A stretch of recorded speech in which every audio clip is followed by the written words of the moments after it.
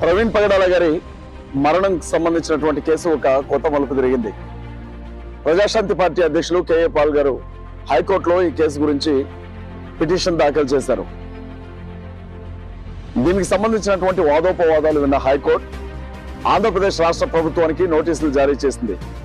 ఆంధ్రప్రదేశ్ రాష్ట్రానికి సంబంధించిన సిఎస్, ప్రత్యేక కార్యదర్శికి అలాగే డీజీపీకి కేసుకు సంబంధించినటువంటి పూర్తి వివరాల నివేదికను సమర్పించాలి అని చెప్పి కోర్టు ఆదేశాలు ఇచ్చింది.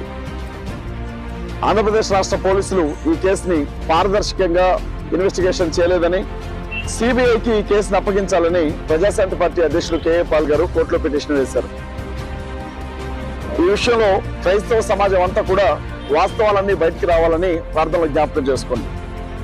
మహాకూటమి ప్రభుత్వంలో మనకు న్యాయం జరగకపోయినా